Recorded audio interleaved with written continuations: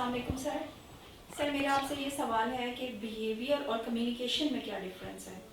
کہ یہ دونوں الفاظ ہم اکثر روٹین میں مختلف جگہ پہ مختلف طریقے سے سنتے رہتے ہیں.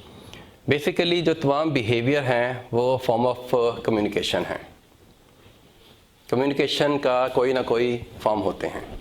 کیسے؟ آپ جب ہنستے ہیں تو آپ کی بیہیویئر ہے، لیکن کمیونیکیشن جا رہی ہے کہ آپ ہنس رہے ہیں، آپ خوش ہیں. جب آپ کرائنگ کر رہے ہوتے ہیں، آپ رو رہے ہوتے ہیں، آپ اسمائل دے رہے ہوتے ہیں، ناراضگی سے دیکھ رہے ہوتے ہیں، آپ کے ڈفرینٹ ٹائپ کے آپ کے بیہیویئر ہوتے ہیں، لیکن یہ کمیونیکیٹ کر رہے ہوتے ہیں چیزوں کو. اب یہاں پر اس کے لیے اسلام میں اس کے لیے دونوں چیزوں کے لیے ایک ہی بڑی سوال کیا گیا ہے، بیہیویئر کے لیے بھی اور کمیونیکیشن کے لیے، وہ ہے اخلاق. اسلام میں دو بڑی سوال نہیں کیے گئے. انگلش میں سیپریٹ ورڈز ہیں، کمیونیکیشن الگ ہے اور بیہیویئر الگ ہیں، اور تمام بیہیویئر کو کمیونیکیشن کہا گیا ہے. لیکن اسلام میں دونوں کی جگہ ایک ہی بڑی سوال کیا ہے کہ اسے اخلاق بولتے ہیں. اور آپ صلی اللہ علیہ وسلم نے فرمایا مجھے اخلاق کی تکمیل کے لیے بھیجا گیا ہے. قرآن پاک میں اللہ نے فرمایا ہے کہ آپ اخلاق کے اعلیٰ معیار پر قائم ہیں، الحمدللہ. اور ایک اور جگہ ایک صحابی نے عرض کیا رسول اللہ علیہ وسلم سب سے زیادہ کون لوگ ہیں جو جنت میں جائیں گے؟ جس کا مفہوم ہے آپ نے فرمایا وہ لوگ جن کے اخلاق بہت عالی شان ہوں گے. اس لیے یہ جو کمیونیکیشن ہے، یہ جو بیہیویئر ہے، یہ دونوں ایک ہی چیز ہیں. سمجھنے کی ضرورت یہ ہے کہ ہمیں اپنے اسے مینرز بھی آپ کہہ سکتی ہیں، اپنے مینرز کو، ہم نے کمیونیکیشن کو، اپنے بیہیویئر کو ہمیں بیوٹیفائی کرنا ہے. یہ جتنے زیادہ بیوٹیفائی ہوتے چلے جائیں گے، جتنے زیادہ اچھے ہوتے چلے جائیں گے، جان لے کہ آپ کے اندر کا انسان اتنا ہی اچھا ہوتا چلا جا رہا ہے. کیونکہ بہت دیر تک انسان رانگ پکچر کو پورٹری نہیں کر پاتا.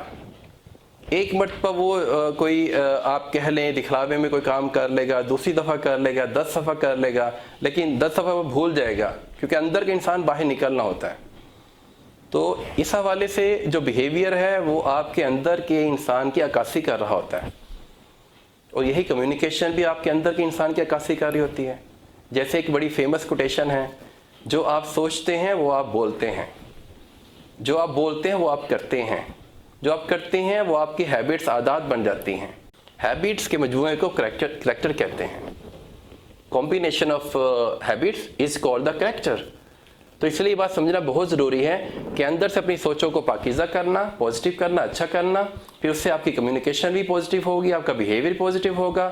جب یہ چیزیں پازیٹیو ہو جائیں گی تو آپ کی ہیبٹس بھی پازیٹیو ہونا شروع ہو جائیں گی، اور اس کے بعد آپ کو فیل ہوگا کہ لوگ کہنا شروع کر دیں گے کہ بیٹا آپ کا کریکٹر تو بہت اچھا ہے.